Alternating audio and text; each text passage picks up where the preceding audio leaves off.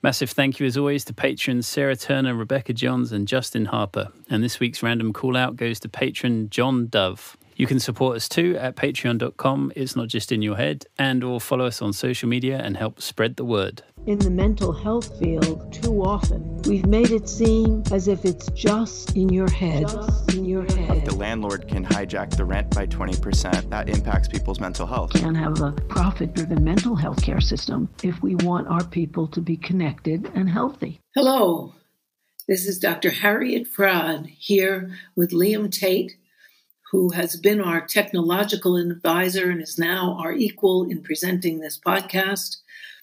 And today, I want to talk to you about identity politics. I also want, as always, to thank you for listening, to particularly thank our Patreon listeners that keep this program afloat, and to especially thank Liam Tate, who, in addition to doing all the technological things that make this podcast possible, is also a co-host. Today, I want to begin by talking about identity politics. And before I do, I looked up identity in the dictionary, and it said the fact of being who a person is.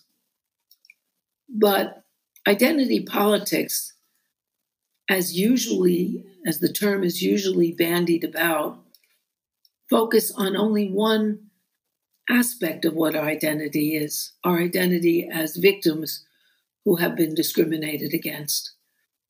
So, feminist identity is identity as a woman because women have been victims. Black identity because Blacks are victimized. Hispanic identity because Hispanics are victimized and also discriminated against, and so on. And I wondered, where does this come from? Why is it so important? Why is it bandied about now? How did it get here? And the term identity politics and the push for identity politics happened in the 1970s. What happened in the 1970s is that there was a real danger perceived by the right, a danger coming from the left. The great leaders of the Black movement and of really the American movement in terms of Martin Luther King, but Malcolm X and Martin Luther King, who was a nationally revered hero, at least revered in the North and much of the West, had switched from an identity that promoted particularly Black causes to a realization that class is enormously important in the United States, and that the way to combat class division is to join with white people to create equality. In this, he differed from some others, but he was the most widespread, revered leader of Black America and of progressive white America. Malcolm X, who had been a race politician in the Nation of Islam, which thought white people were devils, split from the Nation of Islam. And after a while, he too advocated a class alliance of oppressed people. Shortly after he did this, he was shot. Shortly after Martin Luther King started emphasizing class as the most important aspect, or a most important aspect, and that in one of his speeches he talks about the majority of severely exploited and poor people in this country are white, and we need an alliance to create an egalitarian society. And shortly after that, he was shot. Those were in the late 60s, early 70s. And it was about that time that the CIA and FBI got together to create the Great Wurlitzer.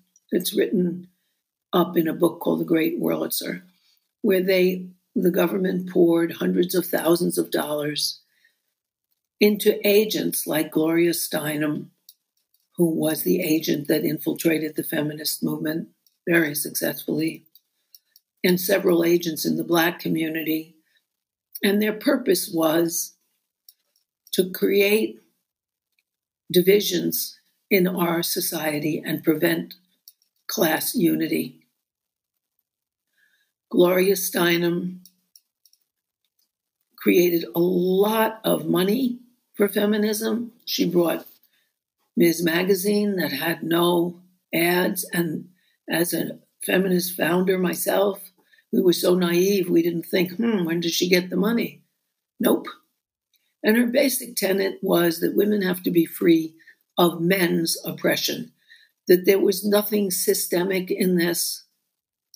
There was a unity of all women, regardless of income. And of course, there are some issues that are true across the board and many that aren't. Black agents invaded the civil rights movement, often clashed with Martin Luther King by advocating Black power, which stated that Black people have white people as an enemy. And that presented that those movements prevented the class unity that would have recognized that there are special oppression and victimization of different people, of women, of people of color, of people with disabilities, within a unity of class exploitation in the United States. And they quite successfully perverted that movement. So that when we think of identity politics, we think of a Black identity, a female identity, a Latinx identity. We don't think of our identity as human beings who don't want to be exploited, who want to be able to share the wealth that we create, who want to have a democratic voice in politics so that money, we don't have the best democracy money can buy, so that candidates can't accept private money rather than can accept all they want because under Citizens United, corporations and with big donations are considered individuals who contribute, and there's no real limitation. And so that it was a successful perversion of the left into a race politics, a sex and gender politics, color politics, and away from a uniting class politics, which can recognize the different kinds of oppression within our society, while organizing around and including in all of it our class oppression. And I want to say out of my own memory, in the late 60s, early 70s, I was at a big feminist convention in New York City. I lived in Connecticut then, but I was there as a representative of Connecticut Women's Liberation, as it was called then. And Gloria Steinem got up and talked about how we are united, all we women suffer the same together. And the woman who was the head of the welfare moms stood up and said in the question period, "I beg to differ. You don't suffer like I do. You're rich. You don't have to beg for money from the state who will discriminate against you. You're not looked on with contempt. We don't have the same kind of life. So we're not all in the same boat, honey. I'm in the little rowboat trying to catch up. You're in the ocean liner with a very fancy berth." And that kind of summed it up. At any rate, identity politics was based on your identity as a victim, and often competition. who's the more victimized. I remember getting up to speak, and a Black compatriot said to me, "Look, you don't have much of a voice. We've been oppressed for 400 years. I said, "Yeah, I'm a woman. We've been oppressed for thousands of years. What does that mean?" You know, there was a competition among victimizations. And when we look at identity, our identity is the fact of being who we are. And when I think of who I am, I think of all the aspects of my identity. My identity as a person in this world, my identity as an American, my identity as a socialist, my identity as a New Yorker, my identity as someone married, my identity as a mother and a parent, my identity as a connector of people in my profession, as a mental health counselor and a hypnotherapist. And I used to have an identity as a teacher. I used to be a teacher. I had an identity as a professional dancer because I was a professional dancer all through high school and after college. I had an identity as a mother. And one aspect of that identity was at a parent-teacher conference. That's all I was. I was the mother of my son or daughter. But then as a parent who wanted to save the city schools, I was a parent and a mother uniting with other parents and mothers to have decent public schools in the city of New Haven. And it was that identity that had us, thousands and thousands of us, on the Center Green in New Haven, rallying to have quality public schools in New Haven. As a woman, I fought for abortion rights as a right of all of us to control our own bodies. And there I was fighting as a woman, and it was my identity as a woman and someone who can give birth, accompanied by all other people who believe that all people should have full rights over their bodies. But these are just a few of the identities, you know. And when I had my daughter, I wanted to have a midwife attend to me in my birth, and my husband wanted that too. And Yale New Haven Hospital, because we lived in New Haven and that was the hospital, an elitist organization, just as Yale is an elitist university, that wanted to throw the midwives out of the birthing room and not give women who were there at Yale New Haven giving birth the choice of if they wanted a midwife or not. And the reason that we wanted midwives was because they were more sensitive to us. Most of them had had babies themselves. The reason we didn't want what Yale wanted, they wanted to throw out the midwives so that they could have their interns and residents practicing on us. And they were rough. They made vulgar jokes to one another. And in some of the worst cases, there was a Hispanic woman who joined our movement who was screaming in Spanish because she didn't want a group of young doctors snickering and looking up her vagina as she was giving birth. But because they didn't bother with a Spanish interpreter, nobody paid the slightest attention. And the same thing was true of many other women who complained. And Yale New Haven Hospital, which preferred their training their own residents to the feelings and sensitivities of the women giving birth, resisted all the way. We created a large movement, and they only relented when we threatened a pregnant women's sit-in at Yale New Haven Hospital, and got quite the press interested in covering it. But there, I was identifying as a future mother and a parent and a woman, but also as a citizen connecting with other citizens to get what we needed. And so that identity politics reduces a person's identity to their victimization, which is completely a perversion of identity politics. Because identity politics is based on a very limited idea of identity. The identity that we would want to proclaim is the identity of being a worker who makes this country, identity as someone connected to other human beings, and an identity as someone who does not want to be exploited or oppressed and joins with others.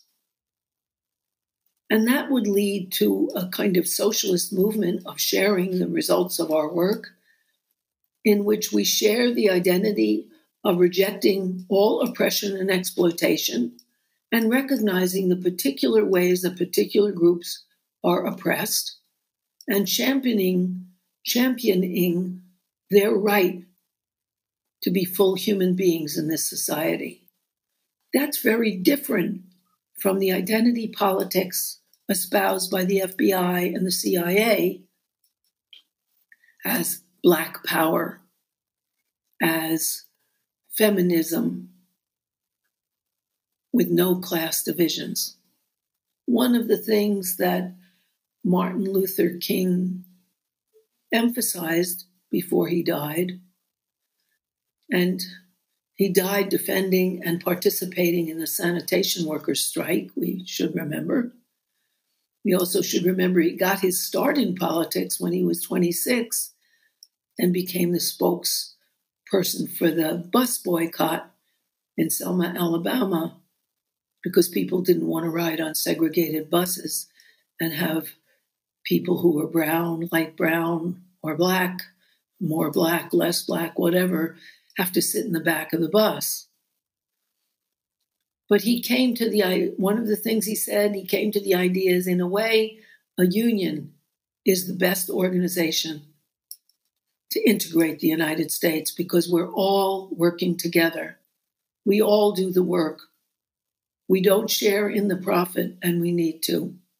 And that's what unions are about, and that's what justice is about, that we all share our humanity here as workers and participants in this society.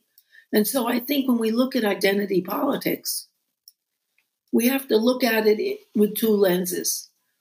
One is, if one is a despised or degraded entity that marks you out for oppression, as being Black marked you out for discrimination, and being a woman marked you out for sexual harassment and not being taken seriously, by the way, people of color weren't taken seriously either, then it's a way of saying that identity, which made me less in the eyes of society, is one I claim as making me more.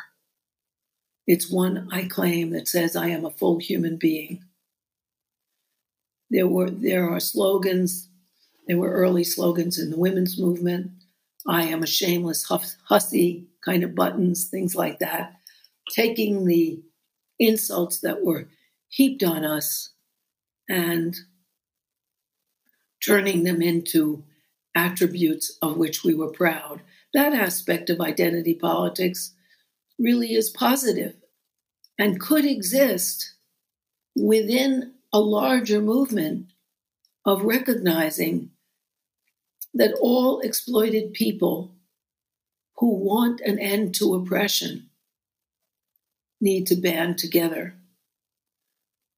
And I must say that our movement was really perverted by the intrusion of the CIA, FBI, and Gloria Steinem's persona, which captures it, because we thought as women, because we were the bottom of the heap, which with Black women being lower than white women, albeit, that if we stood up for ourselves, everything would change. It was naive of us. All oppressions were changed.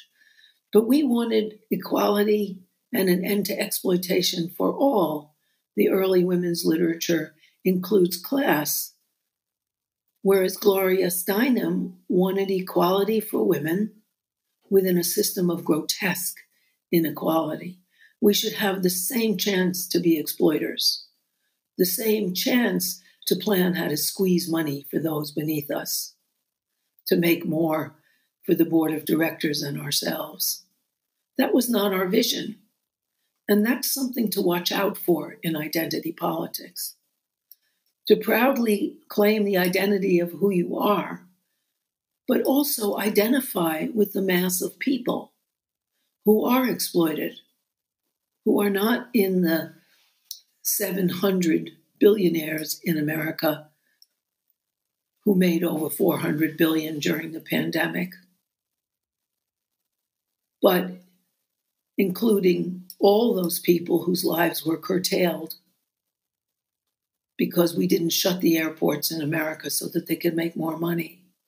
We didn't protect people. We didn't save our protective equipment and stockpile it, because if you stockpile things, you're not making money on them.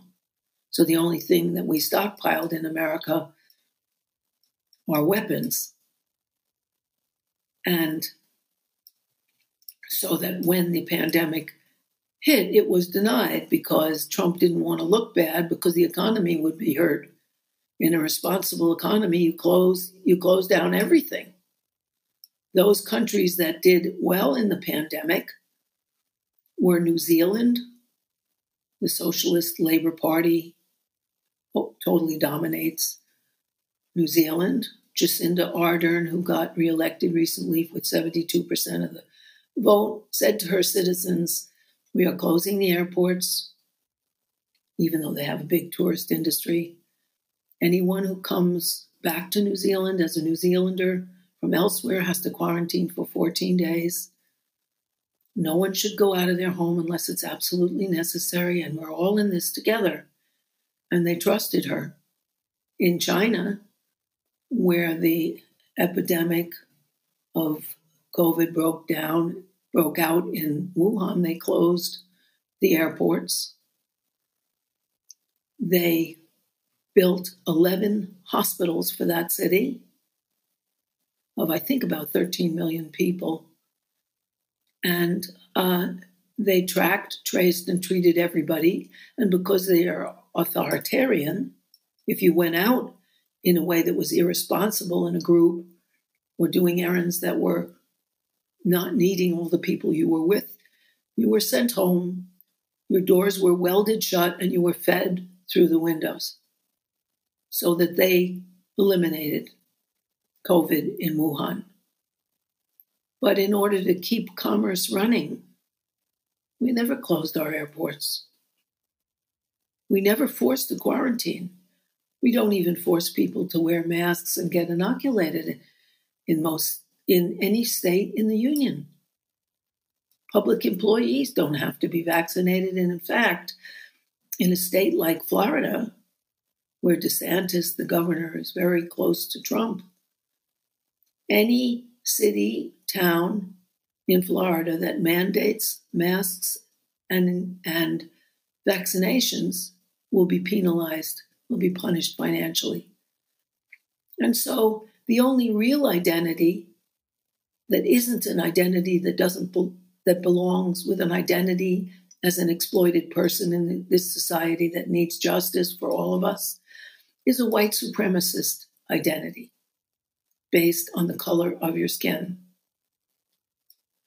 And therefore, I think when we think of identity politics, we should think of our identity as human beings who want no arbitrary divisions between us based on color or ethnicity or gender or abilities, full physical abilities or disabilities, but our humanity, our just desert to work together to create kindness, decency, and prosperity for all of us. And so that's a different definition of identity politics, but I think it's the one that ought to make sense. And it's the one that is not inflected by America's FBI and CIA wish to dismember an alliance that would benefit everyone except the 1%. Does that leave you with any questions, Liam? Do you think that's, Yeah, I think makes sense? I think it's a fairly comprehensive overview of all of it. I think that the problem is that how you would convince someone who is in the throes of identity politics, and what do I mean by that? But I mean in the sense that, like, why, at its sort of most basic, why should they listen to you as a white woman if they're non-white and suffering? Why would they even listen to me as a white dude? That's not a gender, a white guy. That I think that's the thing. It's like I agree with your sort of view on it and your analysis of it, which is specific, and also it's zoomed out, because ultimately you see it for what it is. You see the bigger picture, that there is a very small number of people with the resources and the decision-making power, and everyone else is subjected to that. Mm-hmm. And until you can sort of systemically change that set of affairs, we're all just going to be fighting over scraps. However, not everyone always sees that. They can be in their groups, in their identity, inside particular categories or inside a particular ideology, and they don't see the sort of zoomed out bigger picture. So it's like, how do you convince someone who doesn't really want to listen to a white person, for example? It's like, you've had it good for, however long. It's like, do I really want to listen to, the people that are sort of winning to some degree? Yeah, well, I think that's a really good question. And I think some of it is just based on misinformation. I remember when, a long time ago, when the Nation of Islam was big, one of the Nation of Islam's news sellers, they had people selling Nation of Islam newspapers. And one of them came up to me and said, "You should buy this paper. Your people oppressed my people," because he was black and I was white. I said, "Are you kidding? My people came over in crowded boats without any money and worked 18 hours a day, 16 hours a day in factories making other people rich. I didn't own any plantations. That was a tiny percent that owned plantations. What are you talking about? You and I have more in common than it looks, than you're telling me. My people weren't kings and queens. And you'll never win without me. That's why you should join me." And I think what we can say to those people is, we recognize the particular victimization from which you have suffered, but and we too have suffered from victimizations of different kinds, and we're not going to win without each other. And divided, we're all falling down. That's why you should join with Whitey. Yeah, I mean, it's convincing, but I also sort of feel like that I can sort of sympathize in the sense that, of like, if you feel like you've been denied resources, not even feel, you have been denied resources. Mm-hmm. It's like a material truth. You can understand why, if you want a piece of the pie, sort of like, I can understand, go for it. And I get, though, that the consequences of that is it just means that, you now have a non-white face in a position of power exploiting people, just like your earlier example gave.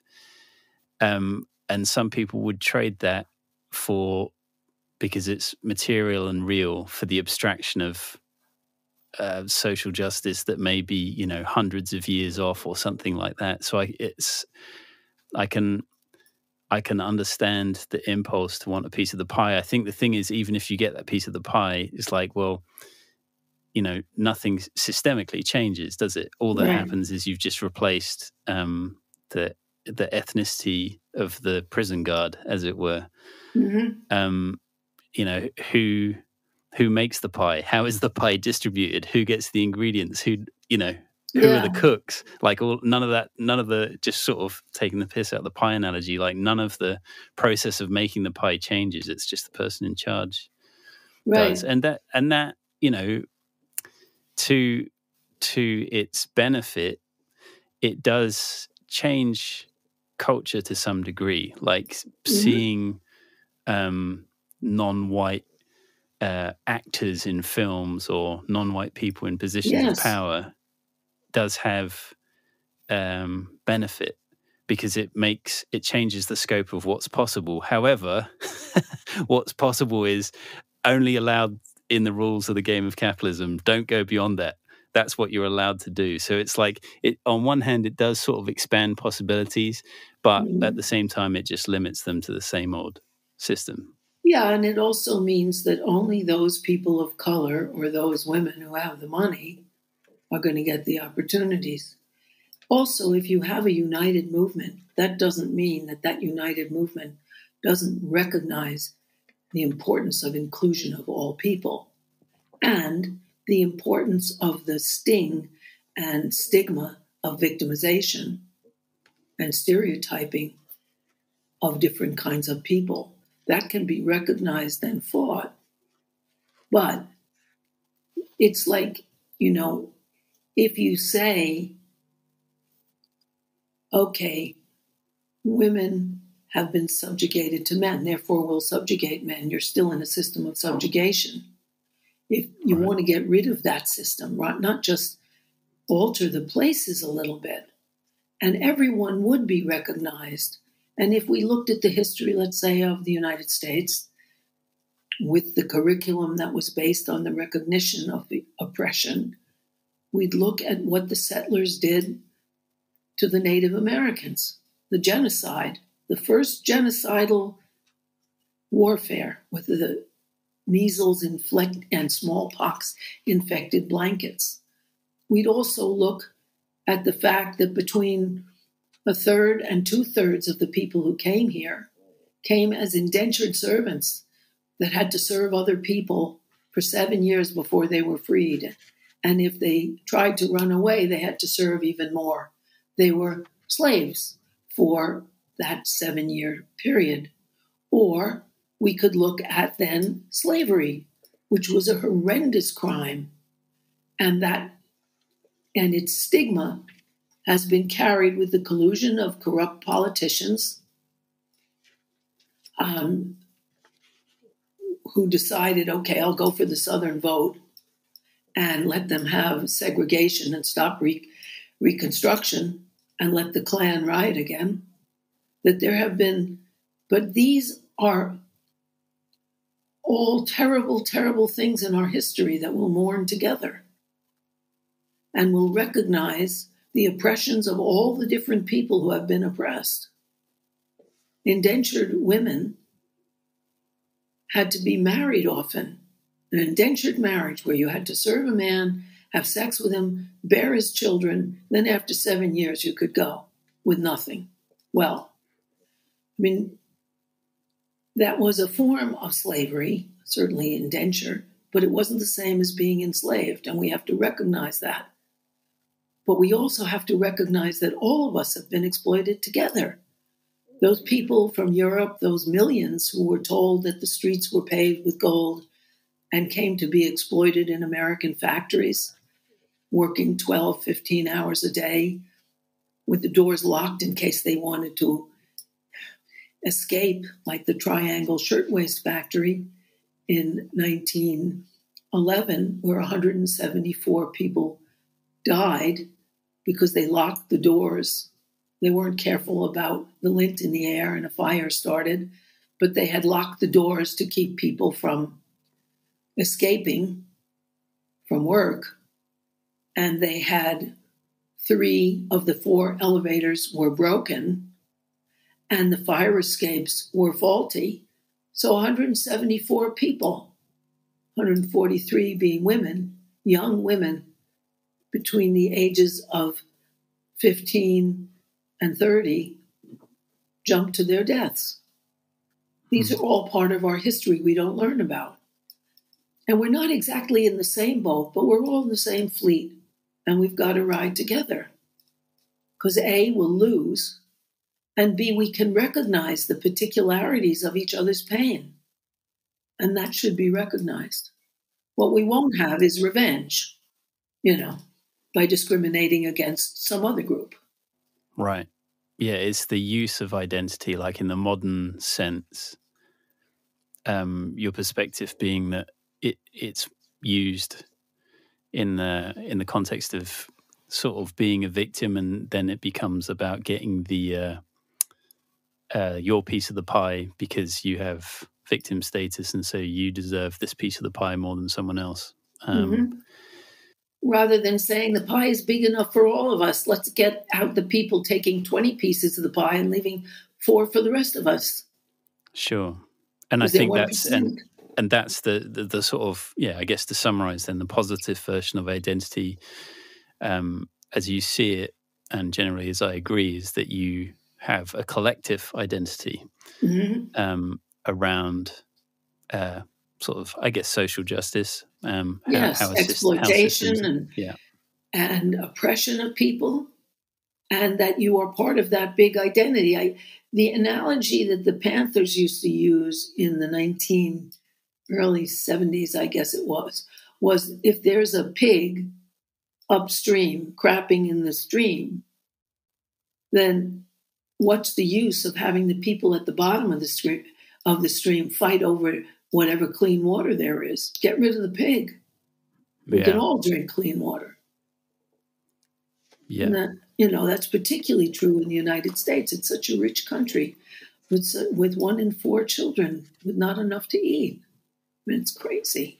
Yeah. So the identity is useful when it galvanizes groups of people across many different, quote unquote, identity categories. And once you all see your sort of shared, you face the same enemy, essentially. That's when it becomes sort of powerful. I actually have a quote here, sort of going back to one of the things you said earlier on, but I didn't want to interrupt. It was from Malcolm X. He said, Malcolm X in 1964 Oxford University address, he said, "I, for one, will join in with anyone. I don't care what color you are, as long as you want to change this miserable condition that exists on this earth." Wow. And I'm taking it from a book from a guest we've had on before, Assad Haider. Is that how you say his name? I'm an ignorant white dude, so I don't know how to say things properly. But yeah, Mistaken Identity, Race and Class in the Age of Trump. And he's got this great bit. I'm just going to read it. "Identity politics is an individualist method. It is based on the individual's demand for recognition, and it takes that individual's identity as its starting point. It takes this identity for granted and suppresses the fact that all identities are socially constructed. And because all of us necessarily have an identity that is different from everyone else's, it undermines the possibility of collective self-organization. The framework of identity reduces politics to who you are as an individual and to gaining recognition as an individual, rather than your membership in a collectivity and a collective struggle against an oppressive social structure. As a result, identity politics paradoxically ends up reinforcing the very norms it sets out to criticize." That's wonderful. Yeah. And I think that's a good place to end the discussion, unless there are other questions that you can think of that you want our listeners to know. No, I think, it's just huge. It's a huge thing. And I think that it is a very tricky subject to talk about, particularly as the identity of white guy. I find it sort of very tricky to talk about, because I think as soon as you start going in that territory, and maybe this is just my exposure to UK media, you can end up sounding like, oh, you're going to talk about this subject like you're going to side with racists, or you're going to say, it's like that sort of fobbing off of woke identity politics stuff. You start going down that route, and it just sounds like you're not on the right side when you bring up identity politics. But I think it'd be interesting to see what any listeners have to say about it all. But I just think I think that's also exactly why it's such a contentious issue, is because it's like that. It has an analogy with the sort of the anarchist communist debate, which is something that's happened quite a bit on the Discord for this podcast, which was about someone's just pointing out, like, anarchists are sort of notoriously bad at organizing, like, to collectively take over the state, whereas communists have a track record of doing it. And so when you frame it like that, you realize the reason there's so much anti-communist stuff in the States in particular is because it is the number one threat to state power. Yes. And so with identity politics, I think the reason it's such a sort of hot button issue is for the same reason, is it's actually, if people were switched on to the power of collective identity, it's very dangerous for those in power. And so weaponizing it so that, like, if you don't talk about it, silence is safer, is that sort of horrible quote.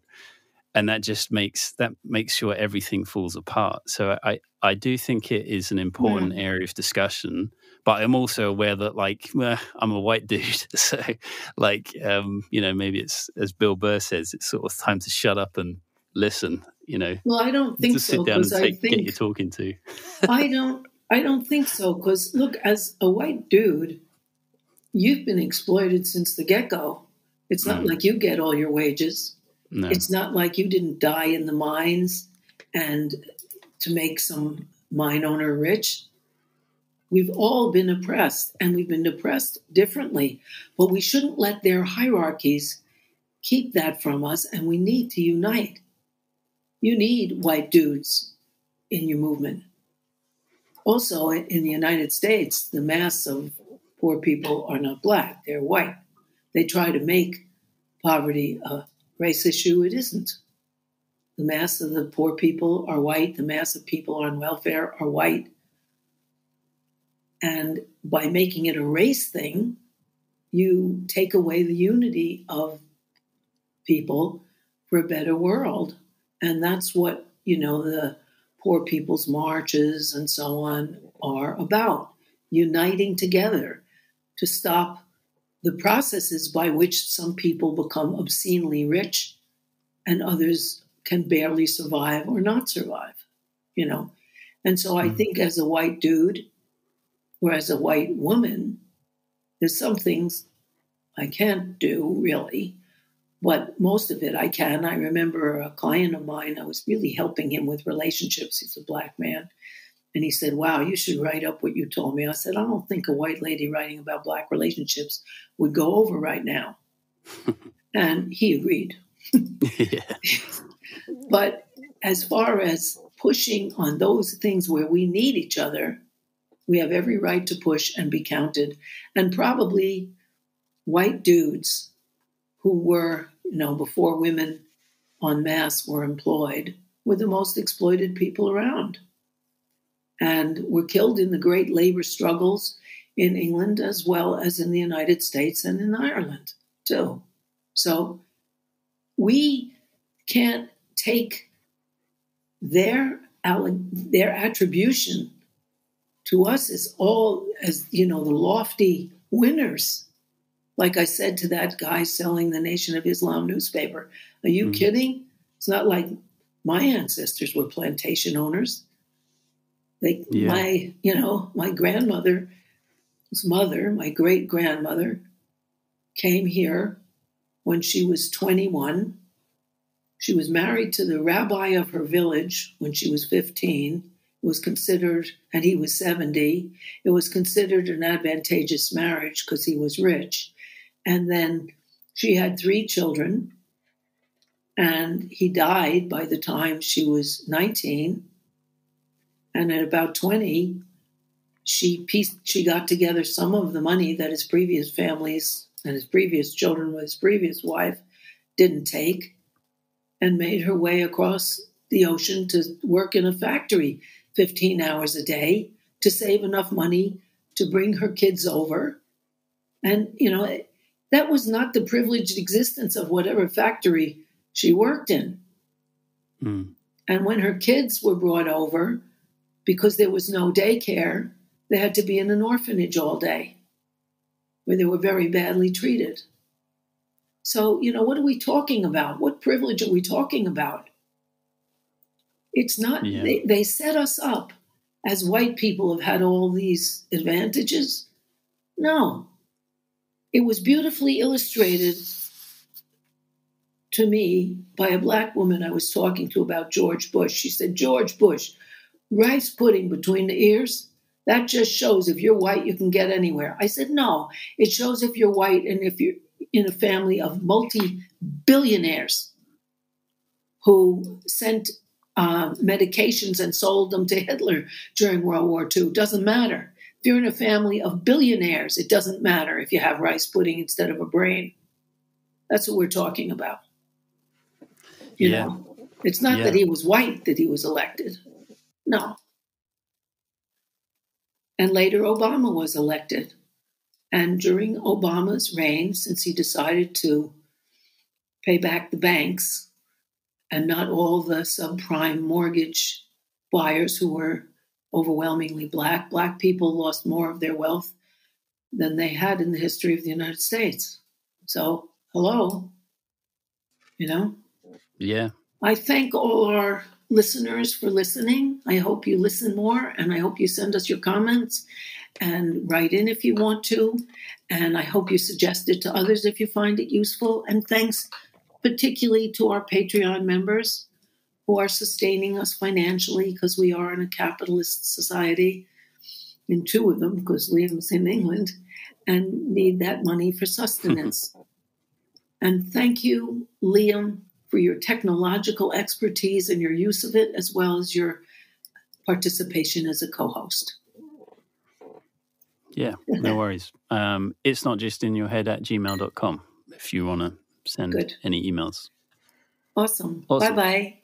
By the way, listeners, if you have enjoyed anything you've heard Harriet say in this program, you will definitely enjoy Capitalism Hits Home, which is a solo program that Harriet does through Democracy at Work, which is a worker-owned cooperative that produces other great programs such as Economic Update with Richard Wolff and the Anti-Capitalist Chronicles with David Harvey. I can't recommend enough that everyone also listen to Capitalism Hits Home if you enjoy It's Not Just in Your Head. Capitalism Hits Home is a sort of broader overhead view. It explores the way that capitalism shapes our personal lives, our psyches, our relationships, our families, and it looks particularly at the sea change in American personal life, as all Americans, but the top 10 or 20% of Americans, have our security and our chance for a future become as precarious as it always was for minorities and families headed by women. It's not just in your head, and Capitalism Hits Home are definitely complementary. And if listeners would like to check out Capitalism Hits Home, Harriet, where should they go to find it? Either on YouTube or Democracy at Work or on my own website, harrietfraud.com.